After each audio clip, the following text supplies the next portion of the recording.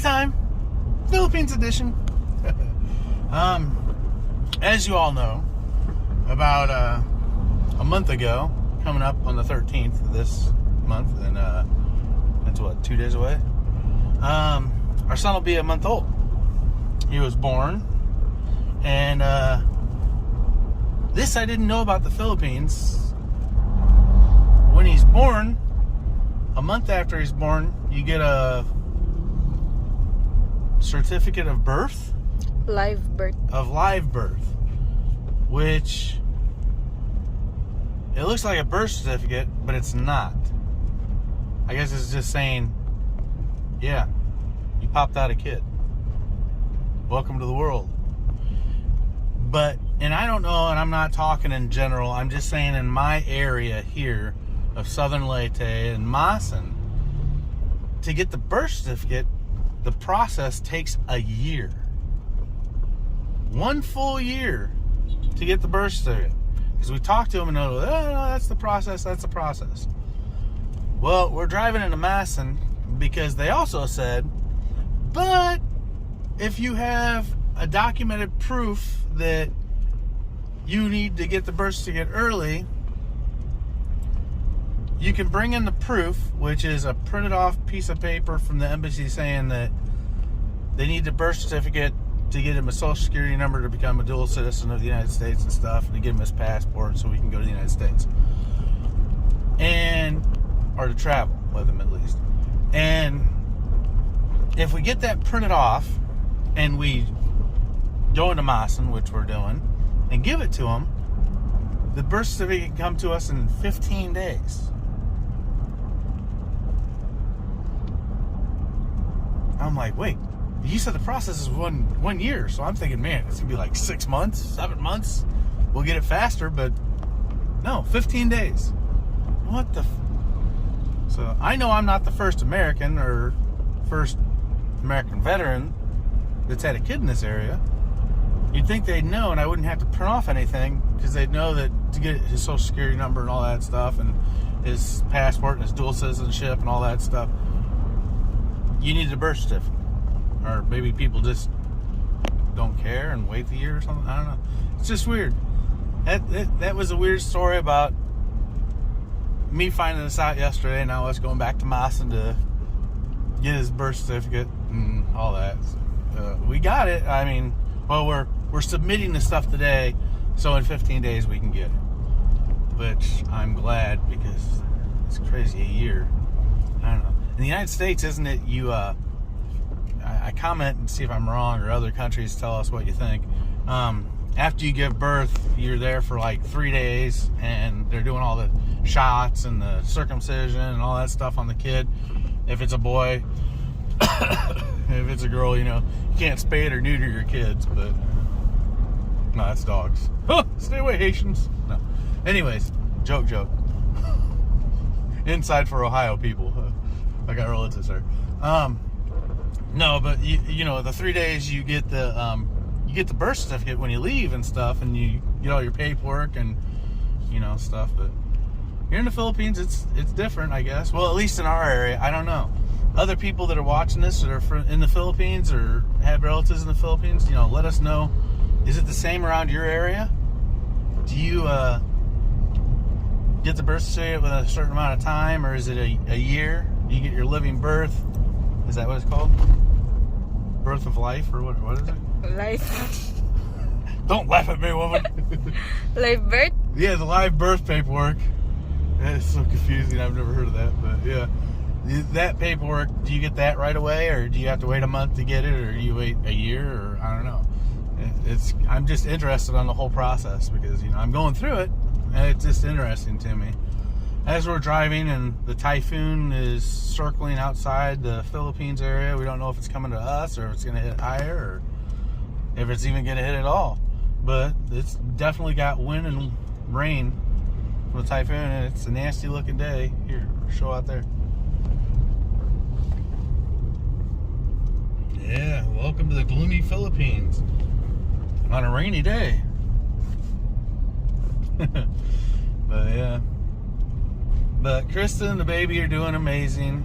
Came out perfect. He's got, you know, 10 fingers and 10 toes. Doesn't lick his own elbow.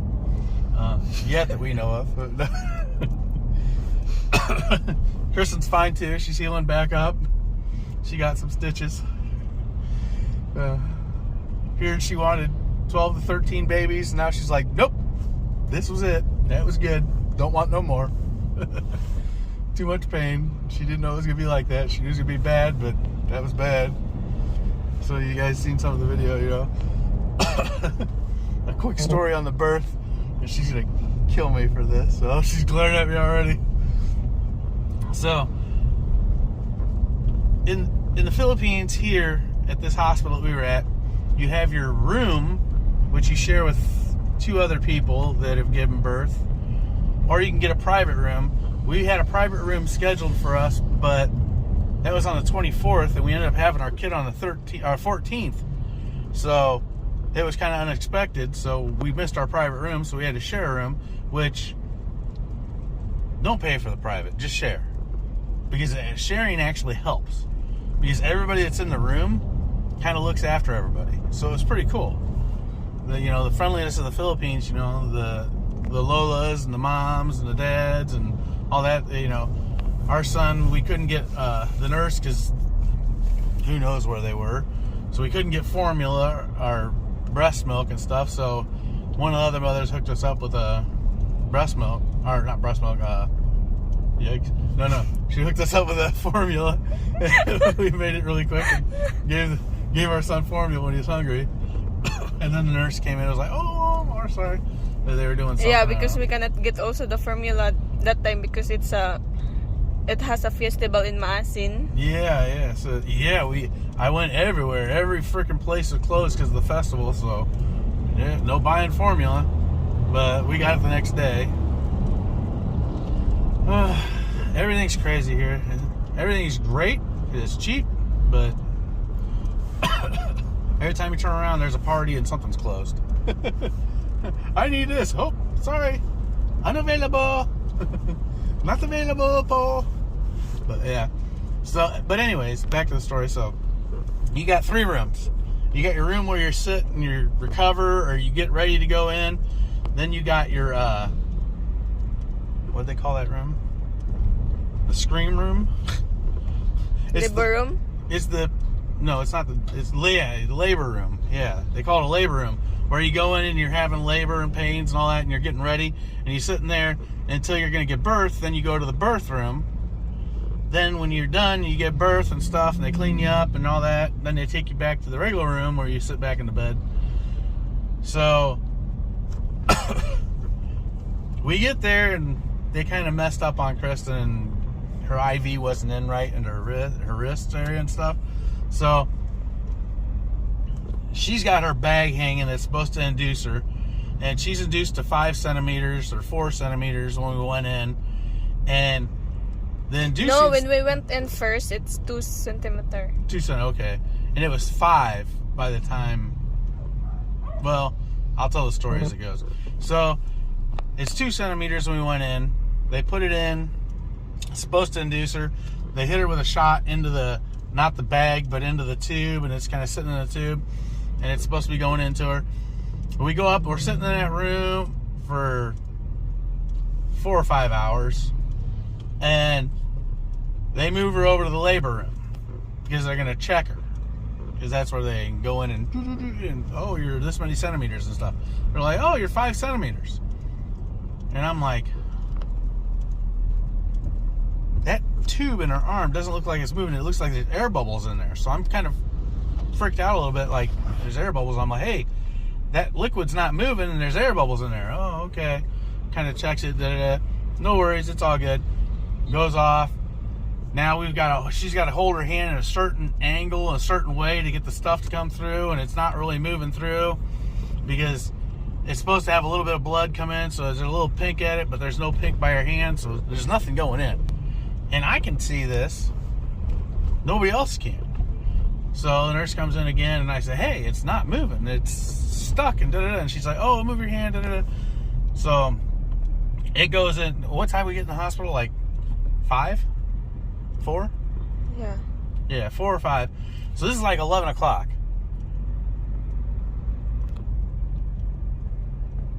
she's just laying there like, oh, this sucks. Not having really any cramps or any contractions or anything. Finally, all of a sudden, a new nurse, doctor, I don't know, it was this new girl came in, and I'm like, hey. And she's like, yes, sir. And I'm like, when he put it in, he was kind of rooting around. It took him like 2 minutes, literally, to freaking try to get this much blood to come out of her. And he left the IV there, and I told him it wasn't in. It didn't look like it was in. This stuff hasn't moved. I see 3 air bubbles that I've seen since we first got here downstairs in the emergency room when they were checking her. Can you check this and make sure? She's like, 3 air bubbles, what? She comes and she looks and she's like, yeah. I'm like, hey, here, here, and here. Now, in this time now, she's had 2 of the people come in and shoot the shot to induce faster into it because she hasn't moved in her centimeters of her dilation. And the doctor or the nurse or whoever, I don't know who it was a really cool girl, she's looking at it and she's like, and she's flicking it and messing with it, and then she's flicking the tube so the air bubbles go all the way up to the top. She's like, yeah, that's not good. Then she's like, wait a second. And she goes back down and she kind of moves the needle around a little bit and pumps it back in. And then she turns the thing and she goes, oh, there it goes. And you can see the blood comes out and then the liquid starts going through and the bag starts dripping again. And Kristen's like, oh, that hurts, that burns, oh. And she's like, okay, it's working now. And she leaves. And literally 5 minutes after that, Kristen gets her first contraction, because what happened is 2 of those shots plus the liquid shoots right into her vein immediately. So she gets a double dose of the whole stuff that you're contracting now. And the nurse, because she starts screaming and crying and stuff, and it hurts, oh my gosh. The nurse comes back in and checks her, and she goes from 5 dilation to 8 immediately within like an hour or a half hour. It had gone. Yeah. So Chris is going into pain, and she is screaming and grabbing a hold of me and stuff, and oh my gosh. And during that time, she's like gritting at me. She's like, no more, I cannot handle this, oh my gosh. You know, she's talking a C-section or getting an epidural, and we're not knowing the cost, so we're trying to figure stuff out and go through with it. And finally they move her to the other room, and she's argued with her OBGYN, because your OBGYN here is the person that helps deliver, or is the doctor that delivers the baby. So OBGYN comes and stuff, and she talks to Kristen. They go back in there, and then they go into the delivery room. I can't go into the delivery room. Only the OBGYN and the nurses can go in the delivery room. So I'm stuck outside. So it's me and our cousin, and we're listening to the door, trying to look through the crack, and you know, Chris has been screaming like a banshee this whole freaking time. Like, crazy. All right? Every time the contraction hits, and the contractions went immediately from like 5 minutes apart to like 20 seconds apart, because all that stuff shot into her. And she's back in the delivery room, and we hear, and then she goes quiet. And for like 10 minutes, it's dead quiet. And we're like, what the frick? Did she give birth already?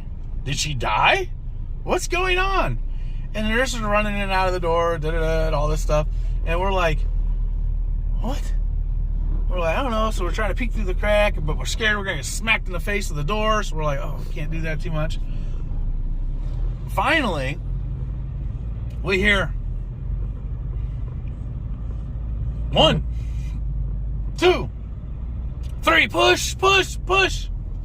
It's quiet. Now, 1, 2, 3, push. Yes! And that was it. 2, and that was it. And we're like, what? Huh? Haven't heard Kristen at all. We're like, what the heck's going on? Did she get the epidural or something? Because, man, she was screaming like a wildebeest in there, like, crazy like. I mean, it was loud. And then nothing, and then all we hear is the baby cry twice, and that was it. So I'm freaking out, and I'm pacing, and it's another half hour before they even do anything. Finally, the nurse comes out, and I'm like, is it good, bad, what's going on? She said, oh yeah, good baby boy. I'm like, oh, okay. And she's like, yeah. And I'm like, well, how's my wife? And they're like, oh yeah, she's good. I'm like, oh, okay. Can I see them? Oh, they'll be out in a bit. Oh, okay. So a half hour after that, the other nurse comes back, goes back in, comes back out, and she hands me my son. So I get to hold on to him. So we go to the room that's aircon to hold on to him and wait. And 20 minutes later, Kristen comes back in, and we're like, oh, okay, she's all good. She's alive. All right, whatever. That's weird. Okay. Well, 3 days later for or no, 2 days? 2 days later for checkout, the doctor, the OBGYN, comes back in.